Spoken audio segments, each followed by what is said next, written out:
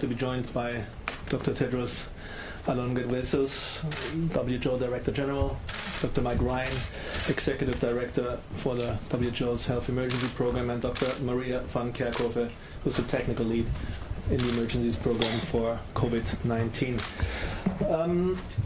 Let me remind everyone today especially that we will take one question per journalist, and if we're really good we will go into a second round, but we'll start with one question per person. Also, quick reminder for next month, which starts very soon. Those in the room here and who are not accredited at the UN will need a new registration. Please do so. We'll send the audio files after the press briefing, and the transcript will be available soon tomorrow. With this, we'll open with Dr. Tedros. Thank you, Christian. And good afternoon to everyone online and in the room. First, as usual, the numbers. In the past 24 hours, China reported 329 cases, the lowest in more than a month. As of 6 a.m. Geneva time this morning, China has reported a total of 78,959 cases of COVID-19 to WHO, including 2,791 deaths. Outside China, there are now 4,351 cases in 49 countries and 67 deaths. Since yesterday, Denmark, Estonia, Lithuania, Netherlands, and Nigeria have all reported their first cases. All these cases have links to Italy. 24 cases have been exported from Italy to 14 countries, and 97 cases have been exported from Iran to 11 countries. The continued increase in the number of cases and the number of affected countries over the last few days are clearly of concern. Our epidemiologists have been monitoring these developments continuously, and we have now increased our assessment of the risk of spread and the risk of impact of COVID-19 to very high at global level.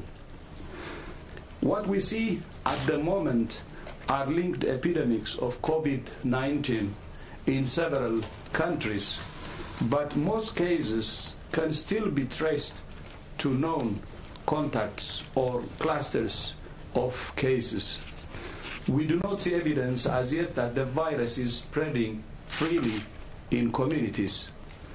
As long as that's the case, we still have a chance of containing this virus if robust action is taken to detect cases early, isolate and care for patients, and trace contacts. As I said yesterday, there are different scenarios in different countries and different scenarios within the same country. The key to containing this virus is to break the chain of transmission. Yesterday, I spoke about the things countries must do to prepare for cases and prevent onward transmission. The report of the WHO China Joint Mission has now published its report, which is available in English on the WHO website and will also be posted in Chinese on the National Health Commission website.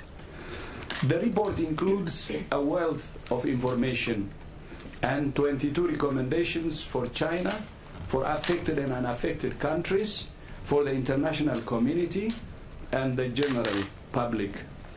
It calls for all countries to educate their populations, to expand surveillance, to find, isolate and care for every case, to trace every contact, and to take an all-of-government and all-of-society approach.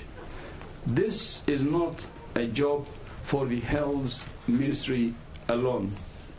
At the same time, work is also progressing on vaccines and therapeutics. More than 20 vaccines are in development globally, and several therapeutics are in clinical trials. We expect the first results in a few weeks. But we don't need to wait for vaccines and the therapeutics.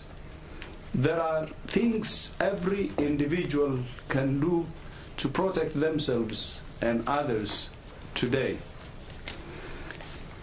Your risk depends on where you live, your age, and general health. WHO can provide general guidance. You should also follow your national guidance and consult local health professionals. But there are 10 basic things that you should know. First, as we keep saying, clean your hands regularly with an alcohol-based hand rub or wash them with soap and water. Touching your face after touching contaminated surfaces or sick people is one of the ways the virus can be transmitted. By cleaning your hands, you can reduce your risk. Second, clean surfaces regularly with disinfectant. For example, kitchen benches and work desks. Third, educate yourself about COVID-19. Make sure your information comes from reliable sources. Your local or national public health agency, the WHO website, or your local health professional. Everyone should know the symptoms. For most people, it starts with a fever and a dry cough, not a runny nose. Most people will have mild disease and get better without needing any special care. Fourth, avoiding traveling if you have a fever or cough. And if you become sick while on flight, inform the crew immediately. Once you get home, make contact with a health professional and tell them about where you have been. Fifth, if you cough or sneeze, do it in your sleep or use a tissue. Dispose of the tissue immediately into a closed rubbish bin and then clean your hands. Sixth, if you're over 60 years old or if you have an underlying condition like cardiovascular disease, a respiratory condition or diabetes, you have a higher risk of developing severe disease. You may wish to take extra precaution to avoid crowded areas or places where you might interact with people who are sick. Seventh, for everyone, if you feel unwell, stay at home and call your doctor for local health professional or local health professional. He or she will ask some questions about your symptoms, where you have been and who you have had contact with. This will help to make sure you get the right advice, are directed to the right health facility, and will prevent you from infecting others. Eighth, if you're sick, stay at home and eat and sleep separately from your family. Use different utensils and cutlery to eat. Ninth, if you develop shortness of breath, call your doctor and seek care immediately. And 10th, it's normal and understandable to feel anxious, especially if you live in a country or community that has been affected. Find out what you can do in your community. Discuss how to stay safe with your workplace, school, or place of worship. Together we're powerful. Containment starts with you. Our greatest enemy right now is not the virus itself. It's fear, rumors, and stigma. And our greatest asset are facts, reason, and solidarity. I thank you. Thank you very much, Dr. Tedros.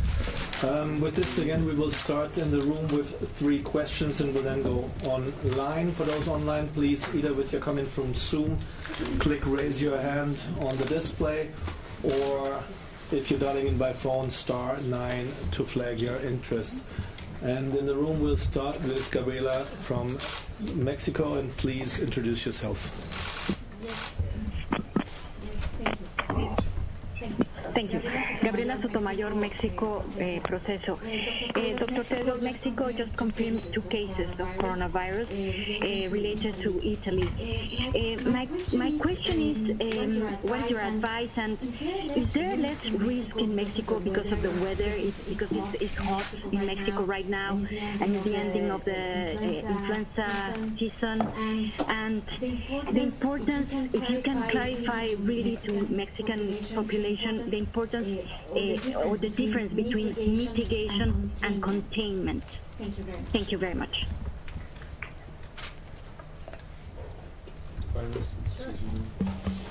So thank you for the question. So we were talking a little bit about this yesterday, about the weather and if there's differences there.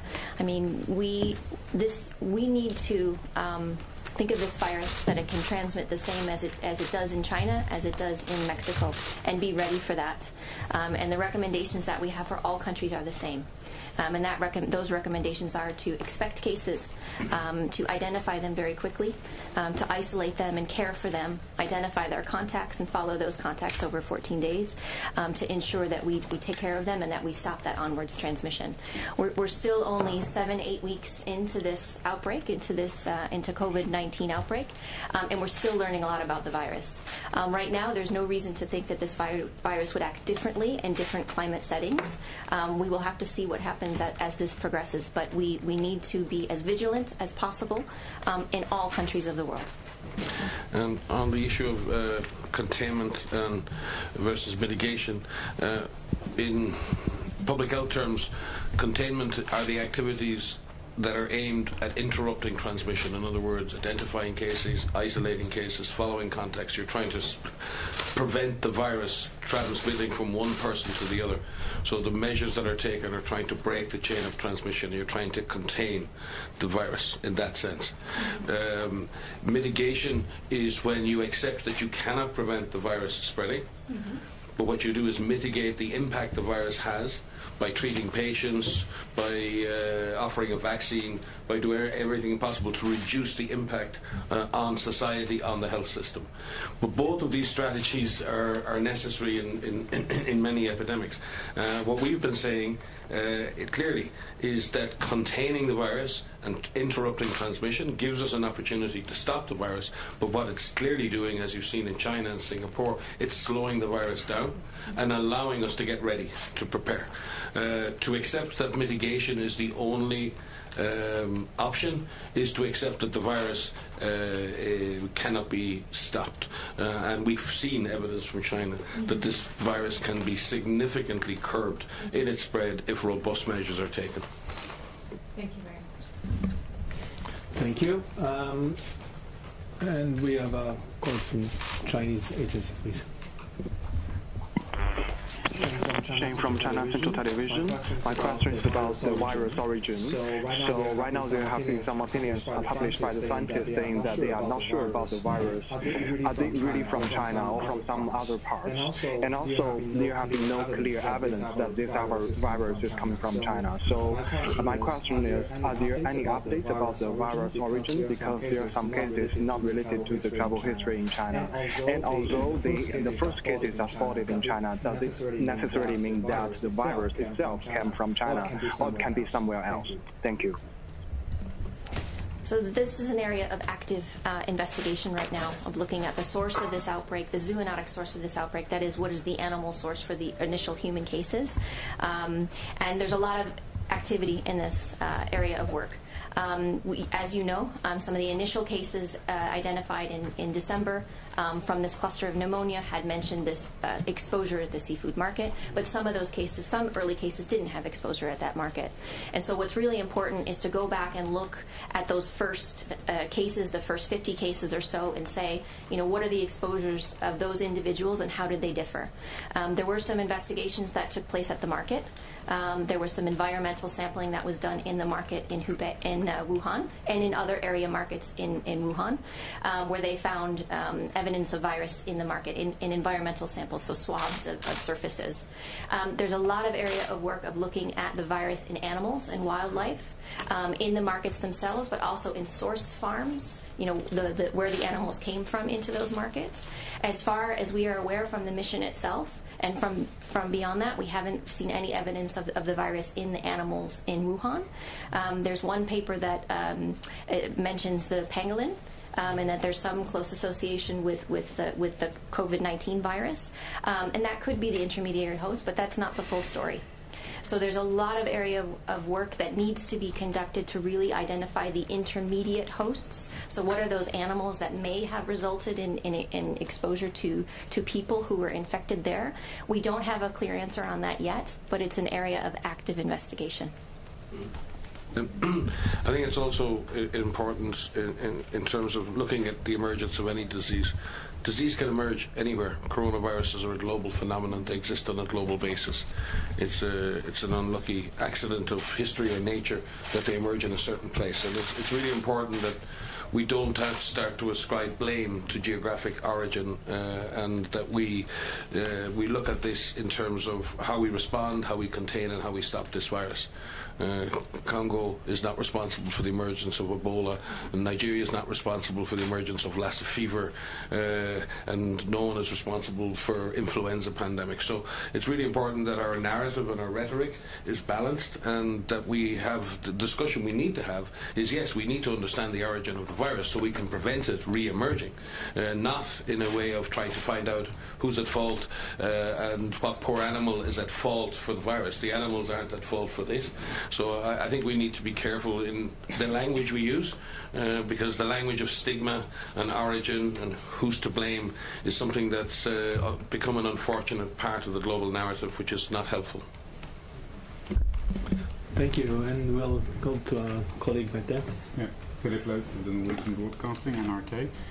Across Europe, Middle East and North Africa, there are huge populations of refugees and migrants travelling. These are indeed travelers, and they have very little access to the same health services, possibly less access to knowledge. Is the World Health Organization reaching out through other UN agencies or other authorities to determine if there is any spread of the virus there and to help these people?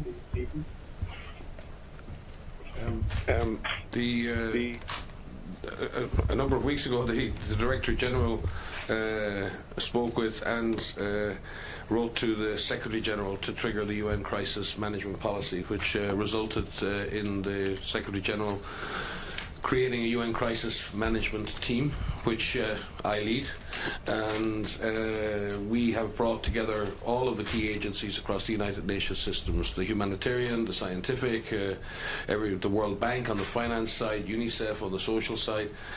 We have a core group of 12 agencies who constantly work and interact together, and we've created subgroups. The World Bank are leading on economic impact analysis, UNICEF are leading on social impact analysis, ICAO and others are leading on travel impacts, and our colleagues at OCHA, under the leadership of Mark Lowcock, have been leading at looking at potential humanitarian impacts or impacts on our humanitarian operations at country level. We've also worked very closely with resident coordinators of the UN system. They're leading at country level in support of governments with the technical support of WHO. So yes, equally there's a supply chain subgroup as part of the CMT, which is WFP working with UNICEF and WHO looking at supply chains, not only for medical equipment but for food supplies, for food programs, so that global supply chains for many things are being managed. We've also integrated a lot of our risk communication work across the UN system with UNICEF. So I would say that the UN has really come together very significantly for a one UN response, and certainly vulnerable populations, particularly those people living in conflict conflict, refugees and migrants in particular, are at the centre of our concerns. And Dr. Tedros has said this consistently. We are concerned for populations that are in zones of fragility and conflict, particularly those people who don't have access to essential health services. They lie very exposed, but they're also very exposed to cholera, they're very exposed to measles, they're very exposed to many other pathogens, and we have a huge responsibility not only to prevent COVID-19 affecting those populations, but to also serve them with the basic life-saving interventions that they need. So I would argue the UN has come together quite well on this. Yeah, maybe just to add one, Mike had already said everything, and we also expect each and every country to take care of refugees and migrants in their borders, and they should not leave anyone behind, because any one case can trigger a fire, actually spark a fire. So that's why each country should also be responsible and take care of refugees and migrants within its border. Thank you very much for these comments. And before we go on the line, we'll take one more question from the room from our colleague from Iran. From Iran International TV. Dear doctors, we understood that as early as next week he is going to send a delegation to Iran. I was wondering what would be the mission of this delegation and who would be participating in the mission. Yes, we are sending a team. In fact, the team would be there by now, but there are severe issues with getting flights and access to Iran right now. And we thank the governments of UAE and other governments who are facilitating the process of not only getting teams, but getting medical supplies and other important items. So yes, the team will be multidisciplinary. It will contain epidemiologists, clinicians, and prevention and control professionals. We're sending teams to many countries. At the moment, WHO has small teams in 18 priority countries in the African region. We are sending teams to many countries in the Eastern Mediterranean region, including Afghanistan, Iraq, and our regional office for the Americas continues to support preparedness across the Americas and support our colleagues in Brazil and obviously now in Mexico. Our job is to be ready to provide technical advice and operational support to any of our member states who request it or require it. But that is placing a lot of pressure on our systems too, as this epidemic involves more and more countries. Yeah, so one more to add to what Mike said. The United Arab Emirates is helping on this, and we have discussed with United Arab Emirates and hope on Sunday earliest, and if not by Monday, we should have the people on the ground. And I would like to appreciate the solidarity coming from UAE. Thank you. Thank you, and with this we go online. I would like to first call on the colleague from the Forbes magazine. Can you hear us?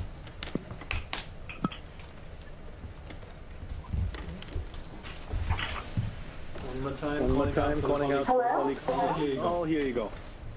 Hi, this is Lisa Whitcomb from Forbes magazine.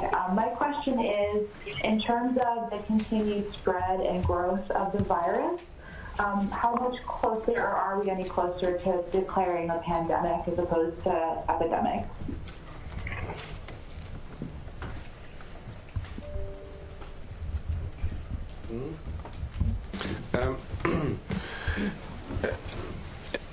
A pandemic is a unique situation in which we believe that all citizens on the planet will likely be exposed to a virus within a defined period of time.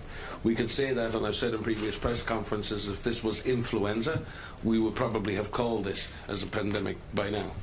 But what we've seen with this virus is that with containment measures, with robust public health response, the course of this epidemic, or these multiple epidemics, can be significantly altered. And to declare a pandemic. It is unhelpful to do that when you're still trying to contain a disease. A pandemic is also a word that may be attractive at a global level to describe an event, but it's not necessarily so if you're one of the 2 billion people living in countries with weaker health systems, because what's in that sense you're accepting, as I said to my colleague from Mexico, is that you now are entering a phase of mitigation and that you're giving up on the possibility of containing and slowing down the virus. So pandemic as a colloquial term, we've seen the pandemic of obesity or the pandemic of HIV or all these words that are used. We want to move beyond colloquial terms.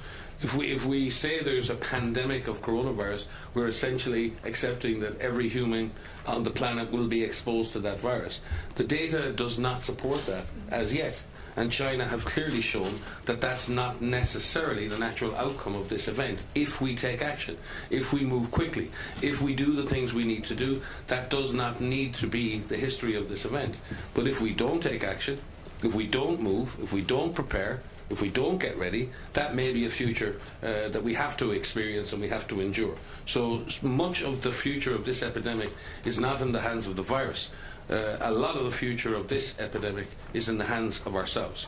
And those countries who've taken control, who've taken responsibility, have clearly shown that a lot can be done to stop this virus.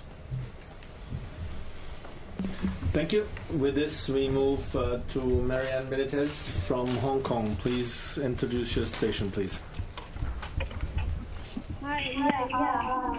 Thank you. I'd like to ask Dr. Klaus or Ryan about this Hong Kong's move to quarantine dogs, pet dogs, because a dog has been found to have weak positive to coronavirus. And they're making sure, that these pets would be taken care of by the AFCD and treated if ever, it shows symptoms. Or there's also a possibility that it's environmental contamination. The other thing is the mask again, all Japan are all running out of stock. So what will the WHO do about it? Thank you. I will leave the question on man's best friend to Maria, but on the issue of masks and other protective equipment, yes, there are severe strains on protective equipment around the world.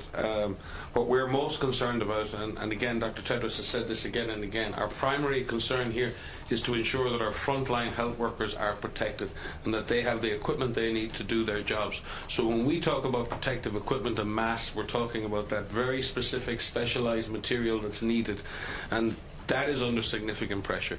It is inappropriate for that type of material to be used in a general public circumstance. Those countries who are, and many people are, wearing the normal surgical masks, that is something that WHO has been clear on in the past. Wearing a mask can prevent you wearing the mask from giving the disease to someone else. There are limits to how a mask can protect you from being infected, and we've said that the most important thing everyone can do is wash your hands, keep your hands away from your face, observe very precise hygiene. Tedros, I think, has just been through the list of things that you absolutely need to do. Having said that, we do not criticize people who wear masks. People do what they feel is necessary to protect themselves, but the not having a mask, and again it's important, not having a mask does not necessarily put you at any increase of contracting this disease. Keep your hands clean, observe hygiene. That is the most effective thing to do. We are disappointed that we are not able to guarantee proper protective equipment for all healthcare workers, and we're working with many countries and providers to ensure that we prioritise healthcare workers for the most important protective equipment. Maria, on with regards, thanks Mike, with regards to the results from Hong Kong, so we are aware that there was a dog in Hong Kong that tested weekly positive for COVID-19. So we're working with authorities in Hong Kong and scientists in Hong Kong who are testing these animals, the dog. and to understand these results and to understand where or if the dog was actually infected or if the dog picked this up from a contaminated surface, for example. And so we're working with them to understand the results, understand what further testing they're doing, and how they're going to care for these animals. So we'll have to get back to you on some actual answers on that. Thanks. Thank you both. And now I'd like to call on Helen Branswell from Stat News, please. Hi, thanks very much for taking my question. I was hoping you could explain when you think WHO would, what would it take for WHO to say, okay, containment isn't working, focus your attention on mitigation? Because it's a huge list to ask countries to try to find and put out every chain of transmission, and there are opportunity costs of trying to do that. Yeah. Hi, Helen. No, and there is always a trade-off in these two approaches, and we had exactly the same issues when it came to Ebola. Many people said, well, this disease is endemic now, there's no point trying to put the effort into containing or contact tracing, we should just accept and try and save lives and develop a vaccine and use the vaccine. There are always this question, and it's a rational question to ask. And that's a decision we need to make collectively as a global community. What is clear is that countries that have focused in on containment and have done that, they have managed to achieve much. What containment is also doing is slowing down the virus. And we've already seen in countries, and quite sophisticated countries, who've had a rapid rise in cases in the last week, are having a trouble coping with the clinical caseloads. We need to keep this virus slowed down because health systems around the world, and I mean north and south, are just not ready. So containment isn't just a concept of interrupting transmission and hoping to put the virus back in nature.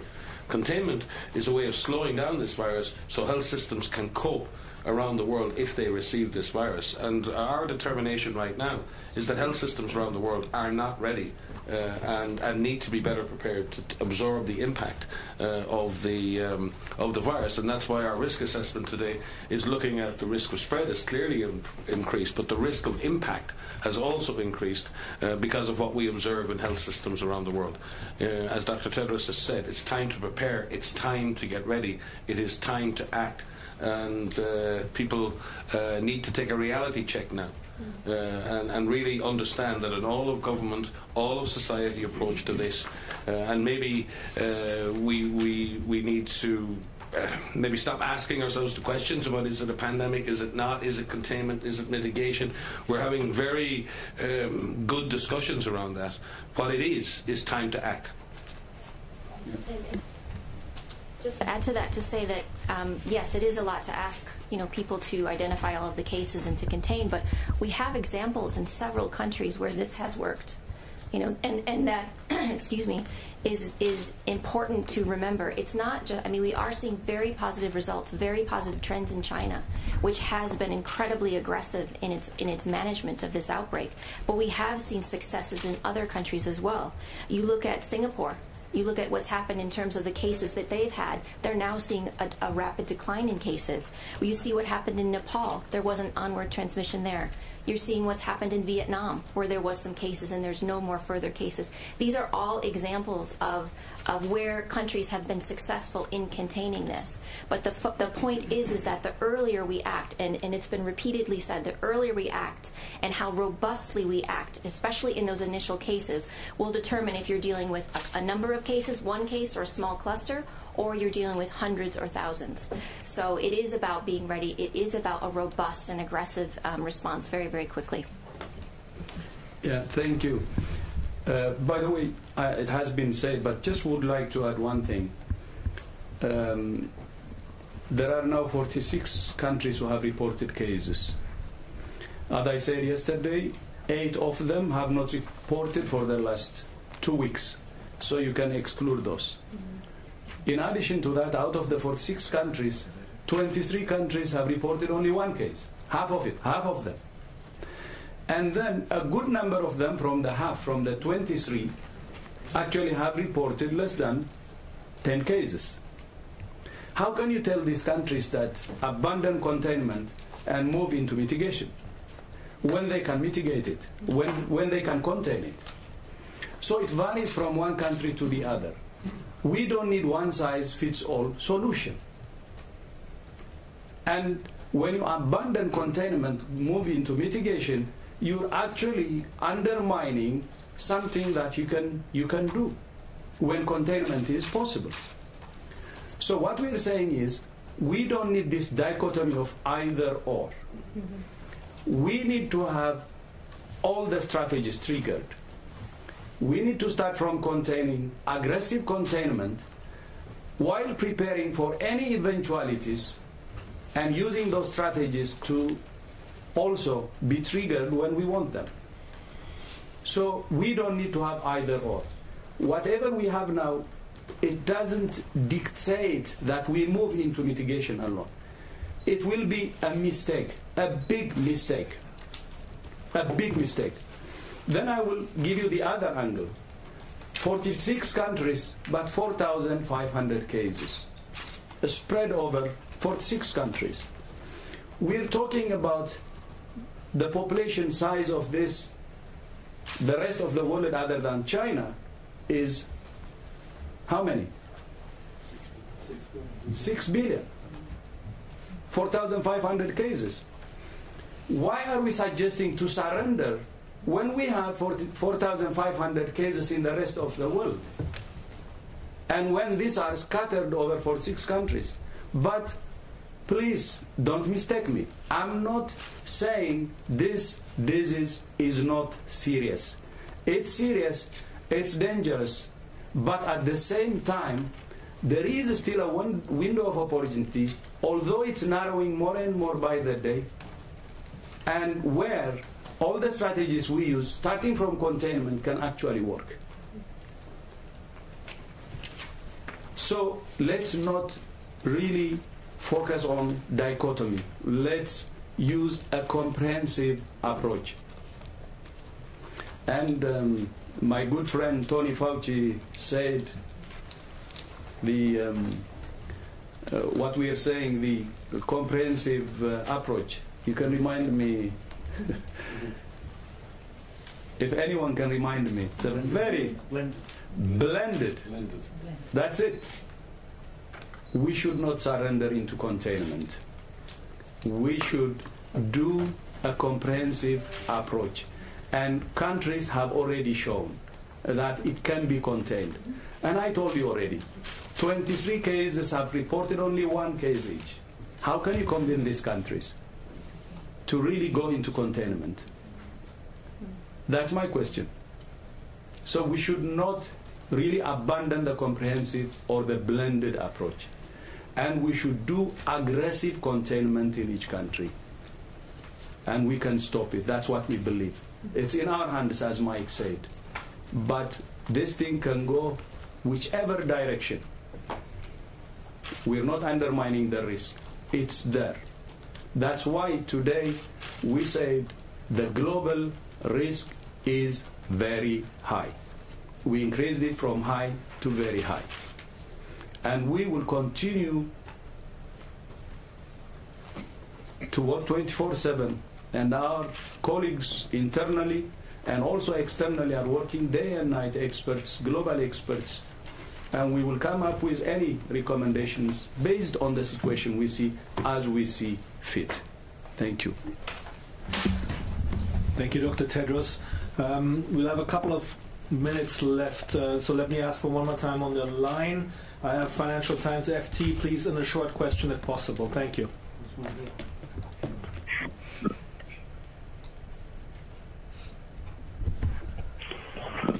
A colleague from Financial Times, do you hear us? Oh yes, I lost you for a moment. Thanks. Clive Cookson from the Financial Times in London. I wanted to ask Dr. Tedros what practical implication, if any, raising the level from high to very high globally has? You've mentioned it a couple of times, but you didn't say whether it makes any practical difference. Is it just a symbolic statement, or should people take practical, do anything practical with it? Thank you. It doesn't make a legal difference to the way in which states parties have to act, or it doesn't change that. But what we hope it does, consistent with what Dr. Tedros said yesterday and over the last number of days, that the risks are rising, and as we see more and more countries becoming involved in this, and we see a number of countries struggling with containment, the DG and remember, risk assessment within our house is done independently within our house. It's done by a specialist epidemiologic team. It is not determined in that sense at a senior management level. It's an internal 3-level process in which we determine the epidemiologic risks of spread, the epidemiologic risk of impact, and then it's presented to us in the same way it's presented to you externally. And it always ensures that internally there's an epidemiologic brain that is constantly looking at risk and constantly presenting that to us in a way that we have to digest that in the same way that you have to digest that. It's one of the internal checks and balances that we've built into our system. The external process of IHR, the external process of the Emergency Committee, internal independent processes that drive independent risk assessment, and then that ensures that our system is constantly being alerted, pushed, and made aware of risks, and that we don't ourselves become complacent in that. So that is the process, and raising the risk to very high is essentially reflecting what's actually happening at a global level. More countries, some countries struggling with containment, and therefore heightening that level of alert, and as the Director General has said, closing that window of opportunity slowly by slowly, while still giving us a chance to fight this. Thank you very much. With this we go back to the room, and I have Stephanie Nilla from Reuters, please. Yes, please. Perhaps a question for Mike regarding Nigeria. Nigeria has been one imported case in Ogun State. I wonder if you could say a little bit about what your assessment is of preparedness there and lab capacity to detect and to detect and isolate and so forth, contact tracing.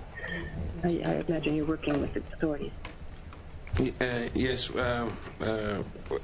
First of all, yes, there has been a confirmed case in Nigeria, and we were very lucky to have the services of Dr. Chikwe, who joined the international team from Nigeria as the director of Nigeria CDC, and is now back in Nigeria, and I'm sure hugely empowered by all of what he has seen in China and all that has been done there.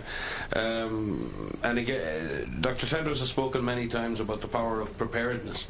The establishment of Nigeria CDC, the fact that Nigeria has been fighting measles, cholera, it's been fighting polio, it's been fighting Lassa fever. In fact, it is an ongoing Lassa fever outbreak, which is a hemorrhagic fever outbreak that requires case identification, contact tracing, and isolation. So Nigeria has well-tested mechanisms for dealing with these dangerous pathogens, and we have great confidence in our colleague Dr. Chikwe and his staff to be able to do that containment exercise as we explained previously. But that is built on an investment in that surveillance and preparedness in Nigeria over a number of years. The fact that the laboratory there is able to make the diagnosis, that we've expanded the laboratory network in Nigeria for dangerous pathogens because of Lassa fever and monkeypox, that laboratory network is now available to do COVID-19 diagnostics. The fact that we've invested in influenza diagnostics in Nigeria means the same labs who can do influenza diagnostics can now transfer and do COVID-19 diagnostics. There is nothing new in the world. You base everything you do on the investments you made in the past. And investing in preparedness, particularly in Nigeria, has resulted in a stronger system. That is not to say that there are not risks. Nigeria is a vast country with a huge population, and it has many vulnerable people, especially in the north, and lots of refugees and many others. So it is disappointing to see the disease arrive, but it's also heartening to see that the disease was picked up on a single importation, was confirmed quickly, and that isolation and other activities have already begun. So Nigeria is doing like any other competent nation. It is seeking to contain this virus, and we wish Dr. Chikwe and his staff the best of luck in that endeavour. So if I could just add to that to say that yes, Dr. Chikwe was with us in China, and we spent, as the international team, spent a lot of time talking about what are the lessons that we can learn from China that impact every country on the planet, including countries across Africa, including Nigeria. And there are incredible lessons that can be learned from China as it is dealing with COVID-19 in high-income areas, low-income areas, high incidence areas, low incidence areas, areas with migrant populations, and a lot of what we learned there is applicable to Nigeria. So having him as part of that team, having him bring back that experience, I think is a great benefit to Nigeria, along with all of his colleagues there and across Africa. And as we've said previously, the fundamentals of response, the fundamentals of case identification, laboratory diagnosis, those apply everywhere on the planet. And so it was really wonderful to have Chikwe with us in China and bringing back those experiences firsthand to deal with this. Thank you very much. I hope we'll have time for two more from the room. Agence France Presse, please. Nina Larson, AFP. Hi. I want to go back to the declaration that the level is very high now in the world. I was wondering, would you consider that now the highest possible level of alert, since we don't officially use the word pandemic? And also on the cases that we're hearing about where people have been declared recovered and then it appears that they have the virus again. Is there an indication that it doesn't actually give immunity to catching this virus again? Thank you. Yeah, I can confirm to you, yes, we are on the highest level of alert, or the highest level of risk assessment in terms of spread and in terms of impact. But that is not in order to alarm or scare people. That is to get countries to understand that your first imported case, it is in your control to contain the virus. To wait, to be complacent, to get caught unawares at this point. And it's really not much of an excuse at this point to get caught unawares. I think we've been dealing with this virus for 2 months now. And I think this is a reality check for every government on the planet. Wake up, get ready. This virus may be on its way, and you need to be ready. You have a duty to your citizens, you have a duty to the world to be ready. And I think that's what this alert says. It says we can avoid the worst of this, but our level of concern is at its highest. To answer your questions around the second question that you had, so we are aware of some case reports of individuals patients who have recovered, who have tested negative using PCR testing, but have then go on to test positive for PCR testing, and this requires some further study. So what we need to understand is, by testing PCR positive, does that actually mean there's a viable virus in those samples? Are they actually shedding live virus?